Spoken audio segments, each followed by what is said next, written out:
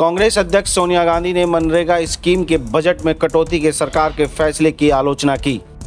गुरुवार को लोकसभा में बोलते हुए सोनिया गांधी ने कहा कि कोरोना महामारी के वक्त रोजगार के लिए मनरेगा स्कीम ही गरीबों का सहारा बनी। ऐसे में इस स्कीम के बजट को घटाना सही नहीं है।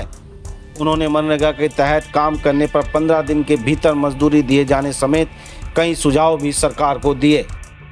सोनिया गांधी ने प्रधानमंत्री नरेंद्र मोदी की ओर इशारा करते हुए कहा कि मनरेगा का कुछ साल पहले कई लोगों ने मजाक उड़ाया था, लेकिन इसी स्कीम ने कोरोना और लॉकडाउन के दौरान करोड़ों प्रभावित गरीब परिवारों की मदद की।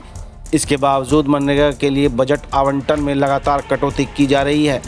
इस साल मनरेगा का बजट साल 2020 की तुलना में 35% कम है, जबकि बेरोजगारी लगातार बढ़ रही है। सोनिया गांधी ने कहा कि बजट में कटौती से कामगारों के भुगतान में देरी होती है, जिसे सुप्रीम कोर्ट ने बंधुआ मजदूरी जैसा माना है।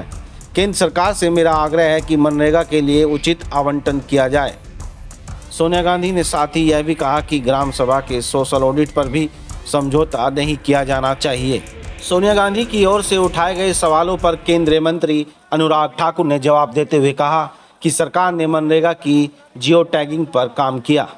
अब मनरेगा के मजदूरों के बैंक अकाउंट में पैसा सीधे ट्रांसफर होता है। उन्होंने साथ ही यह भी कहा कि 2013-14 तक जो बजट तय किया जाता था वह भी इस्तेमाल नहीं किया जाता था, लेकिन मोदी सरकार ने 1 लाख करोड़ रुपए से ज़्यादा एक साल में दिए हैं। Bureau report, news first. UPA की सरकार के समय जो बजट होता था उतना भी खर्च नहीं होता था, मात्र 30,000 करोड़ रुपया खर्च नहीं करते थे। लेकिन आपदा के समय मोदी जी की सरकार ने 1 लाख करोड़ रुपए से ज्यादा का बजट का प्रावधान करके दिया था। मोदी जी की सरकार ने 1,11,000 करोड़ रुपया एक ही साल में दिया। इनके समय कभी नहीं हुआ। इनके समय केवल भ्रष्टाचार। इस दुनिया की खबरों के लिए आप देखते रहिए न्यूज़ फर्स्ट।